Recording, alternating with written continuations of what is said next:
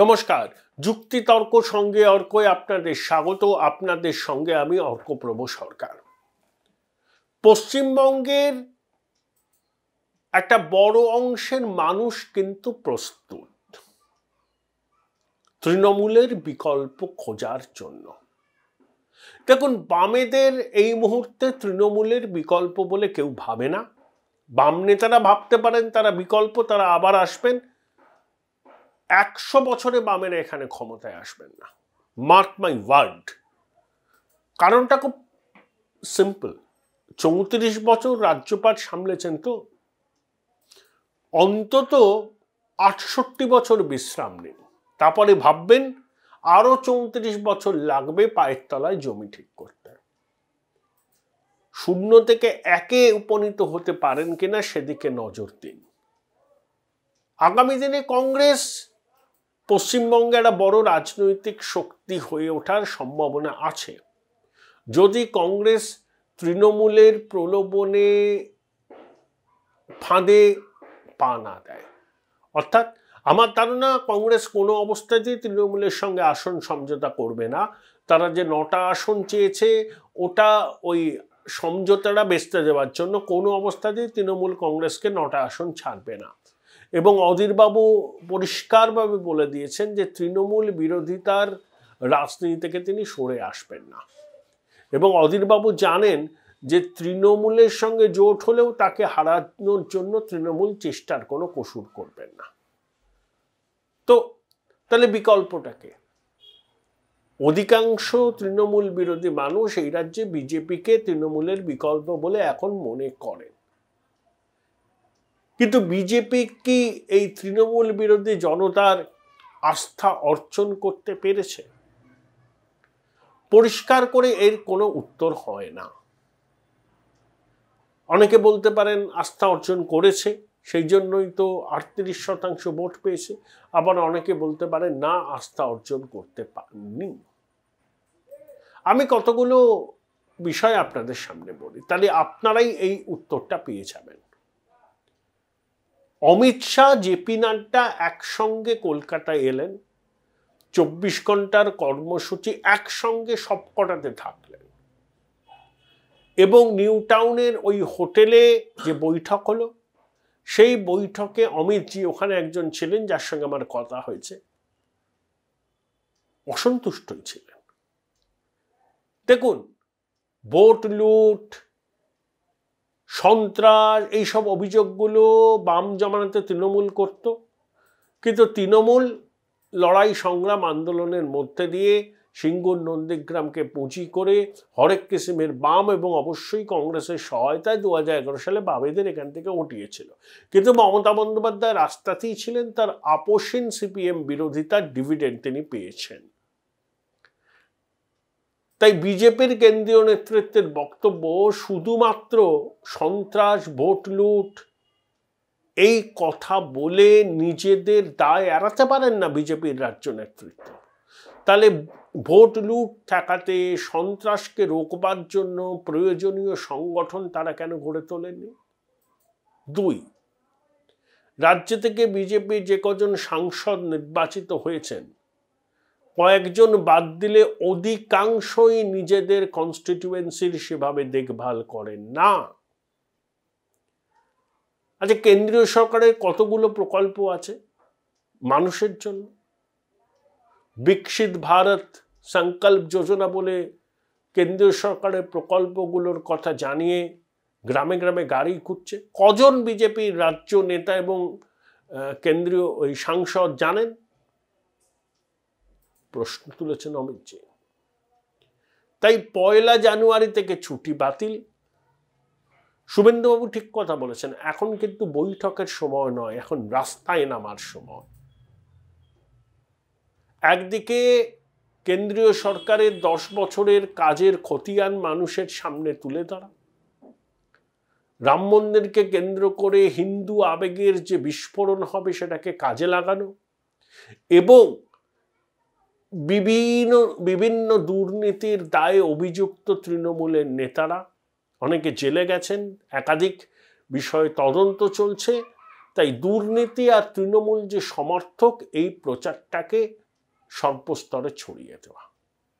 তাই এখন বসে থাকার কথা নয়, বসে থাকার সময় নয়, রাস্তায় রাস্তা দেখাবে বিজেপি। এসব আমরা বলি মিটিং, ওরা বলে বৈঠক। বৈঠকের সত্যি কিন্তু এখন সময় শেষ। এখন কিন্তু পথে এবার নামো সাথী, পথেই হবে, এ পথ চেনা। তাছাড়া কিন্তু কোনো উপায় নেই।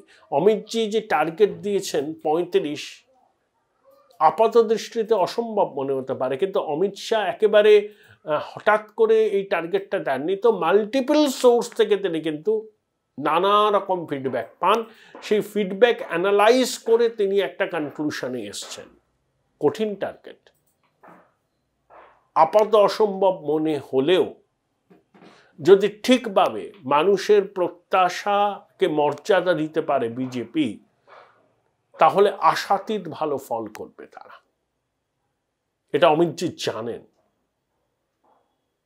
সেই জন্যই তিনি কিন্তু এই টাস্কগুলো বেঁধে দিয়েছেন। মানুষ, তৃণমূল বিরোধী জনতা কিন্তু তৈরি আছে, হ্যাঁ তৈরি আছে, কিন্তু তাদের বিশ্বাসের মর্যাদা তো বিজেপির নেতাদের রাখতে হবে। Join Indian Institute of Hotel Management now. Right choice, right decision. Sukanta বাবু, শুভেন্দু বাবু, দিলীপ বাবুকে রাখতে হবে। এবং সেই বিশ্বাস যদি মানুষ তাদের উপর যাতে করে, মানুষ যাতে তাদেরকে ভরসা করতে পারে যে না এরাই পারবে তৃণমূলের সঙ্গে সমানে সমানে লড়াই করতে, তখনই মানুষের মানে তৃণমূল বিরোধী জনতার সিংহভাগ সমর্থন বিজেপির দিকে ছুটবে। কিন্তু সেই বিশ্বাস যদি অর্জন তারা না করতে পারে, তাহলে কিন্তু বাম কংগ্রেসের দিকেও একটা অংশের সমর্থন চলে যেতে পারে, তাতে তৃণমূলের লাভ।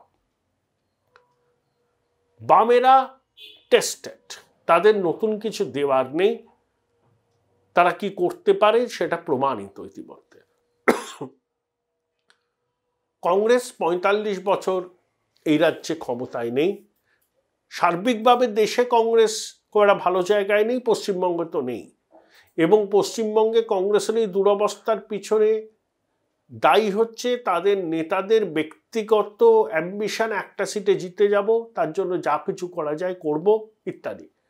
এবং কংগ্রেসের ক্ষয় মানেই তৃণমূলের বৃদ্ধি, সেটা এতদিন বাদে কংগ্রেসিরা বুঝতে পেরেছেন, এটাই আসার কথা। তাই স্বাধীনতার পরে পশ্চিমবঙ্গে তো হয়নি যে বিধানসভায় বাম কংগ্রেস নেই, একমাত্র বিজেপি তৃণমূল। এর সুবিধা তো পূর্ণ মাত্রায় তাদেরকে নিতে হবে। কবে কে জেলে যাবে তার উপর নির্ভর করে আমি রাজনীতি করব, এটা কোনো কাজের কথা নয়। নিশ্চয়ই পশ্চিমবঙ্গের মানুষের একটা বড় অংশের চাহিদা হচ্ছে প্রভাবশালীরা কবে চলে যাবে, কিন্তু প্রভাবশালীরা জেলে গেলে ফাঁকা মাঠে আমি গোল করব, এটা কোনো রাজনৈতিক দলের লক্ষ্য হতে পারে না।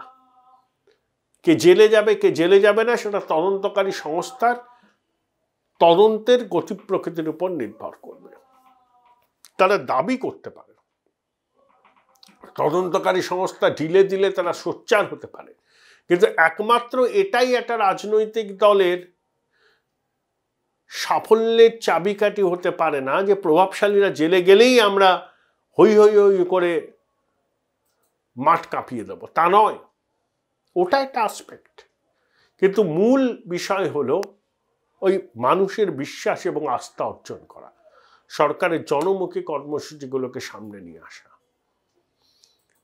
এই যে দেখুন, ব্যারাকপুরে জগদ্দলের বিধায়ক সোমনাথ শ্যাম এবং ব্যারাকপুরের সাংসদ অর্জুন সিং এর মধ্যে কলতলার ঝগড়া হচ্ছে। অর্জুন তৃণমূল থেকে বিজেপি হয়ে আবার তৃণমূল। সুব্রত বক্সী নাকি অর্জুনকে বলেছেন যে গুরুত্ব দেওয়ার দরকার নেই, মুখ বন্ধ করে রাখা।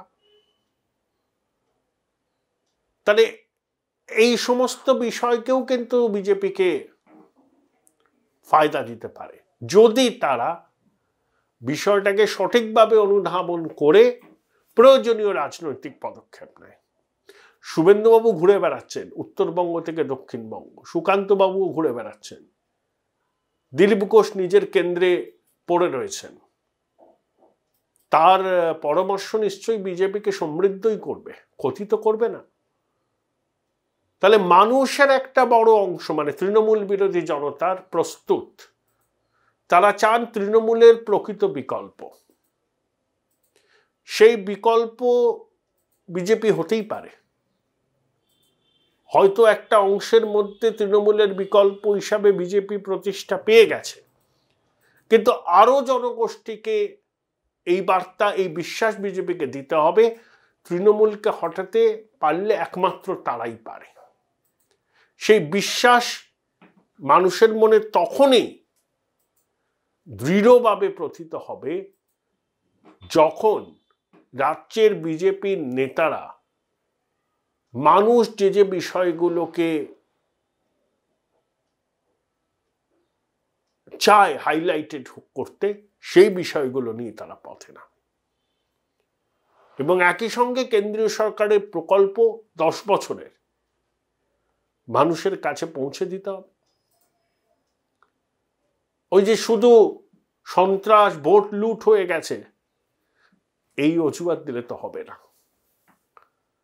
হ্যাঁ, দুর্নীতির তদন্ত হবে, তদন্তকারী সংস্থা করবে। আপনি তদন্তকারী সংস্থার কাজকর্ম নিয়ে সন্তোষ অসন্তোষ সবই প্রকাশ করতে পারেন, কিন্তু প্রভাবশালীরা জেল যাত্রা হলেই বিজেপি এখানে দারুণ ফল করবে, এই ধরনের ব্যাখ্যা খুব সরল সহজ।